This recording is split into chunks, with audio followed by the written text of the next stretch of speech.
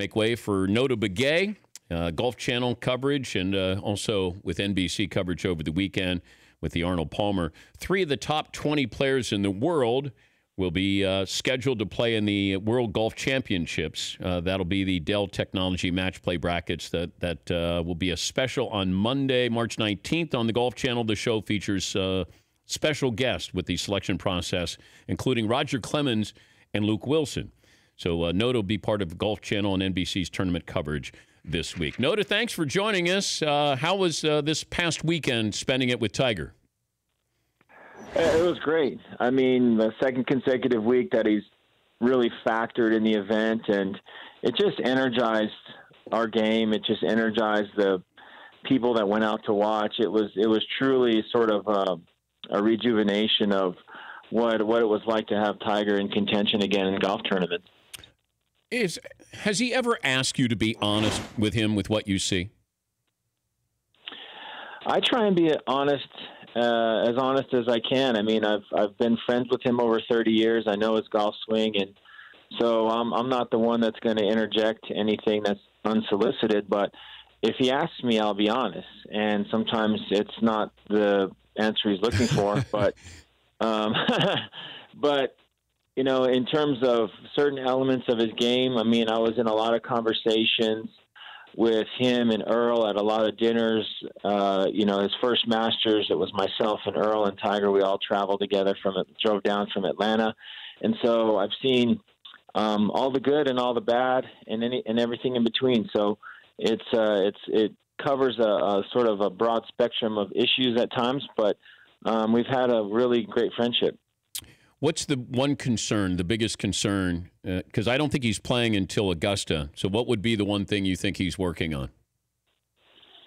Well, project number one over the next 2 weeks is going to be the driver. I think there's 2 things that you would have to look at with regard to watching him play, and it doesn't show up on any of the statistics because you have to actually be out there and watch. But any time that he had to turn a shot right to left with trouble on the left, he struggled a little bit off the 6th tee, off the 9th tee. There was some errant shots, and then we saw the really horrible tee shot yesterday at 16 where he just talked about it in his post-round comment. He just didn't commit to a shot. And the worst thing that a professional athlete can do to themselves to compromise performance is not commit. And so he made a terrible swing, and that's the miss that is really difficult for him to recover from because the majority of his misses are out to the right. So when you eliminate one half of the golf course, you can really make your way around a golf a lot easier. But when you have a 2-way miss going, which sometimes creeps into his driver, it really makes it difficult to sort of take out some of the trouble that you're looking at when you're standing on the tee box. So he has to sort of really focus in on trying to find some way to navigate Augusta National with the driver because it's a course that's going to force you to hit driver. Who should be the favorite at Augusta? Right now, I think it should be Rory. I mean, I think the only thing going against Rory is no player has ever has completed the career Grand Slam at Augusta National, so he's got history working against him. But his ability to hit his driver.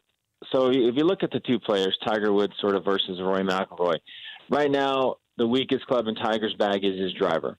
The strongest club in Rory's bag is his driver. And you go down to the other end of the spectrum, Tiger is phenomenal around the greens. He was second in the strokes gained around the green category this week at Bay Hill. And Rory often has, you know, he's not bad at all, but just is not as prolific in that particular area of the game. So it's an either-or discussion. You know, if you want a guy that can drive it far, hits it straight, and is not afraid to hit it on the biggest stages, then you got to go with Rory. But if you want a guy that's won it 4 times and can go around that golf course blindfolded, then you got to go with Tiger Woods.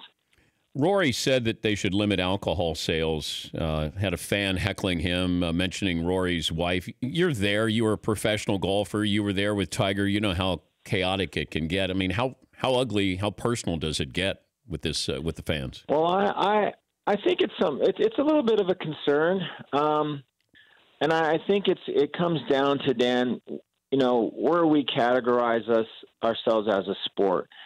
I saw some pretty ugly behavior at the 2016 Ryder Cup at Hazeltine. A lot of the American fans were kind of digging into the European side, which I have nothing against heckling. I've got nothing against sort of rooting for your team. But when you cross the line and it gets personal, I think that's kind of a little bit overboard. And I think that what has to happen is the PGA Tour and the governing bodies of our sport need to do a better job of just observing and maintaining a secure workspace for the golfers, because there's no assigned seats.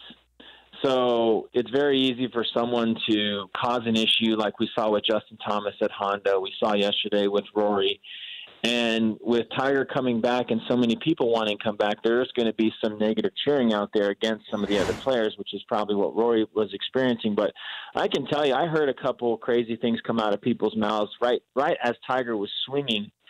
And I tried to look around to see who it was, and I couldn't find him. So it's just a hard thing to police, but it's something I think the tour needs to monitor and sort of keep their eye on. Wait, what did you hear? Well, the typical Baba Booey, mashed potatoes, let's go Tiger. I mean, somebody that's just trying to get their voice on TV. And after the ball's gone, that's fine. But like, they were doing it right at the top of his swing. And, he's so focused, and majority of these athletes don't even hear this stuff. But it's one of those things to where hasn't been historically a part of our sport, where basketball and football, I mean, it's commonplace, but it's just kind of, I don't know if we have to get used to the modern age of golf, or there has to be a little bit more policing as far as keeping the fans at least a little bit more reasonable in their cheering. Who would be the golfer you would send into the gallery to clean up things? He'd be your number one seed. Wow, that's a great question. I would have to go back into the archives a little bit, and I'd bring Fulton Allen out of the locker room. He was a scary dude, man, big South African. And, when Fulton got mad, you stayed out of the way. But right now, sort of modern day, and I don't know if there's any connection here, it'd be another South African. I'd bring Big Ernie out. He's the international team captain. He's a huge man, and he's a very imposing figure. And I think if he went into the gallery and asked someone to sort of keep their mouth shut, I would probably assume they would listen to him. You wouldn't send Tiger in there? No, not at all. He's too much of a diplomat. We need someone in there that's not afraid to mix it up a little bit. How many times did you beat Tiger Woods in your career? In an actual golf tournament, probably a dozen times. I mean, when our first semester at Stanford, I was the number one player on the golf team, which many people don't believe, and it's true. I've got a whole list of teammates to back me up. But he took it over a second semester and sort of never looked back. But which is how I know the crowds that he attracts can sometimes throw other players off, because when we were playing our collegiate events, it was the only time when we'd have a couple thousand people coming out to watch college golf, when typically if you had more than 50 people, that was a big crowd. And they teed them off. Your fifth player teed off first, and then you'd work back through the lineup, and the number one guy would go off last. So Tiger was the number two guy, so he would go off before me. And I got through about, 2/3 of the way through the season. I'm like, Coach, I can't play behind him because there's people walking in the fairway. There's people walking on the green. They're, going to take a leak in the trees. I mean, it's just kind of like, I got like, can you put me in front of him and just put him behind me? But he took care of that because he took over the number one spot, and I didn't have to worry about that the rest of the season. But it can be, I shouldn't say it is a distraction. I mean, Bud Colley got a firsthand look at it yesterday. I haven't seen it that energized. When he made that putt on the 13th hole to get, I think, within one of the lead, I mean, the crowd they were just going nuts. And it was fun to be there. It was fun to be, 15 feet away from him when he made that putt. I was on the call, and it was just quite a sort of interesting experience. was listening to a podcast, Hank Haney's podcast, and he had Jaime Diaz, the golf writer, and he said that what Tiger went through when Tiger was pulled over, he thinks that was a call for help. What do you make of that comment? Well, I think that any time an athlete or an individual is dealing with those sorts of battles with medication, alcohol, whatever it is, at some point, yeah, there is a bottom where everybody bottoms out. And however you want to characterize it, depending on which self-help book you read, you'll get a variety of different opinions. But I think the two most important things that came out of that is, number one, he didn't hurt himself or anybody else, which I think is critical. And secondly, he's gotten better because of it. He has changed his lifestyle. He's changed the way he's approached things. And he has come out a better person because of those experiences. And I think that in today's society, where a lot of these athletes are living everything publicly through social media, everybody has a voice. It's just good to see him sort of recover in the way that he did. And he went and sought out professional help, which I think is the best thing to do, because there's a lot of things to unravel. And he's done a good job of finding some firm footing. He's relied on some great resources. And, whether you want to characterize it as a call for help or just bottoming out, it kind of depends on, like I said, who you talk to. Well said.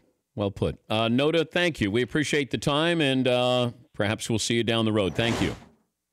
Absolutely, Dan. Have a great day. That's Notah Begay, Golf Channel analyst, NBC Sports on-course reporter following Tiger Woods.